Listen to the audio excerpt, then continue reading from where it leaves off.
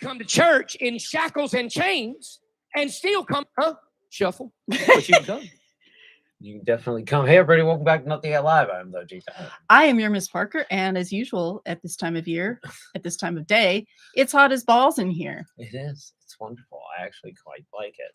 Well, it's a good indication of things to come. So in the anti-pastor Locke rant, this guy goes, well, it's finally about to happen. The thing Susan Collins Trey told us Crowder. never occur. They're going to overturn Roe v. Wade. No, she said they wouldn't do that. The people that manipulated the highest court in the land to include a character from The Handmaid's Tale, no, they promised us all they wouldn't do that. You're telling me the Republicans would just lie to everybody like that?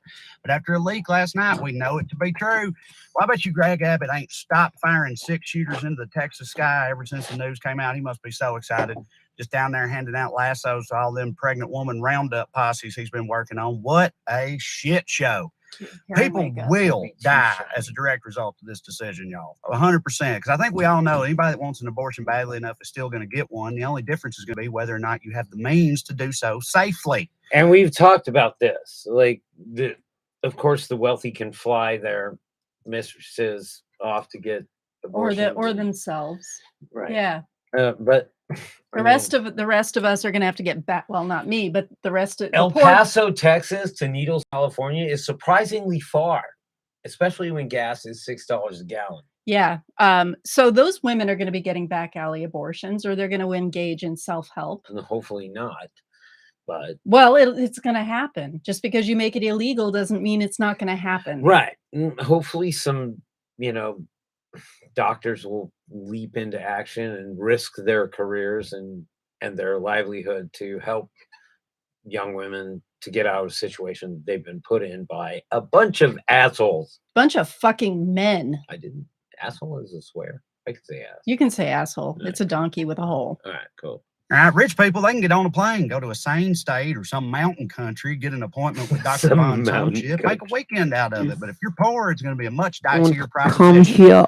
We will abort your baby. Make it illegal to be poor in this country, and this is a major victory for them in that regard, even if the decision, much like the party itself, is nowhere near as popular as they would like you to believe. The majority of Americans do not support this, and I'm willing to bet a lot of the ones who say they do would be singing a different tune under the right circumstances.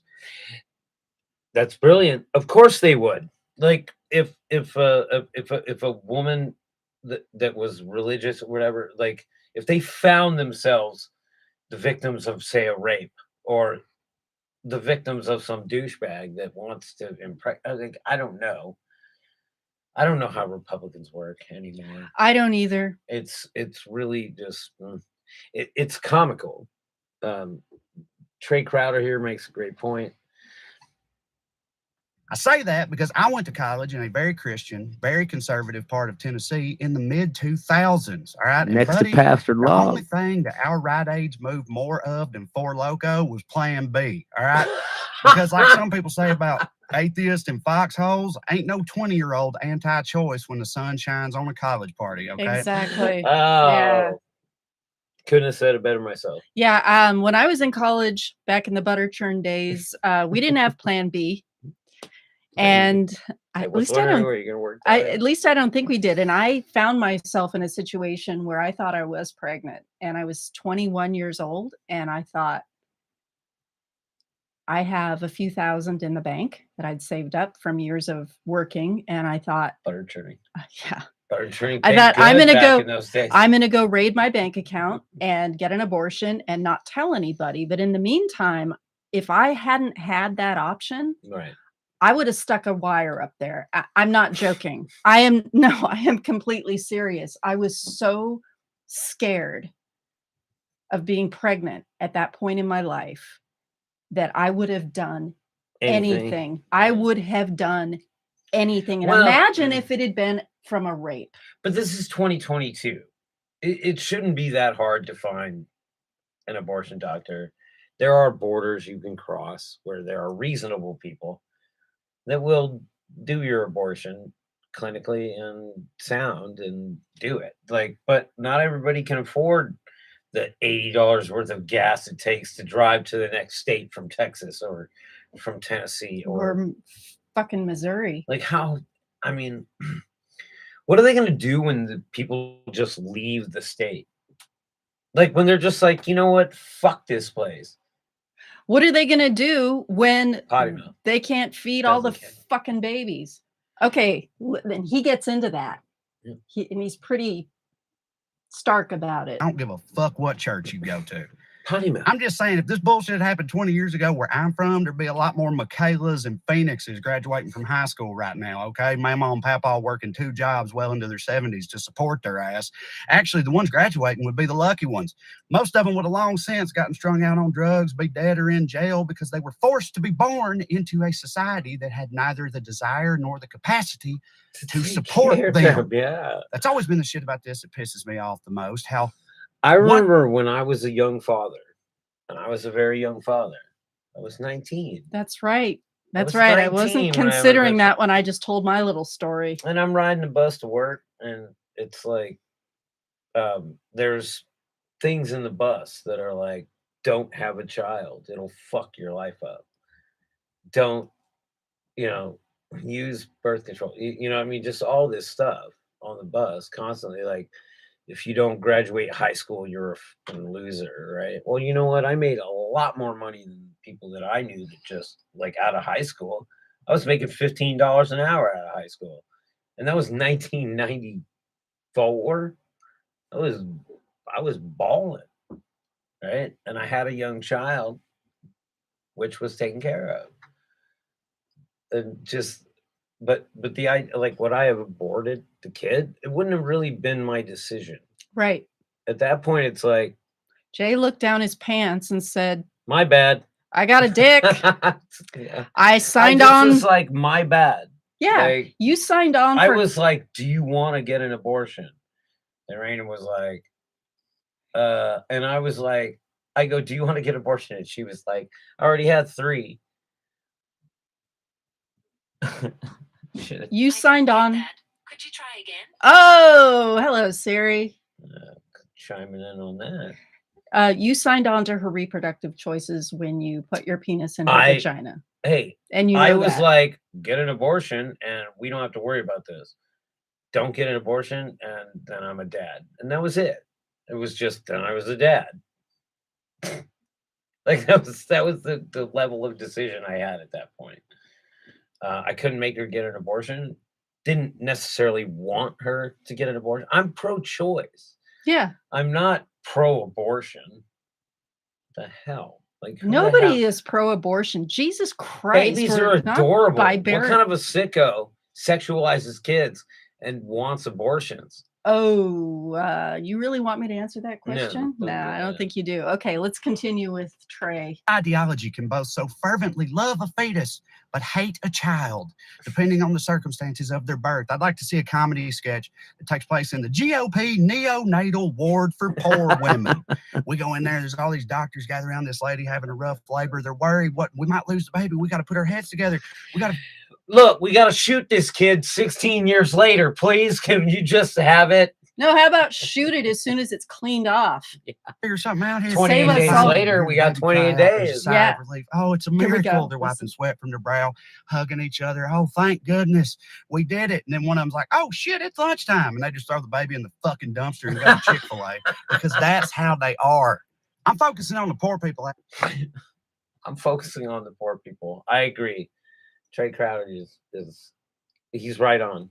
Like I don't know what else to say. Well, he's lived it. He grew up in a I hate to do a whole segment of show like where it's somebody else talking, but I don't. I mean, I could have said it, but I don't know if I could. this guy grew up in a trailer park with addict parents and knows what Yeah, from whence he speaks. this guy's great.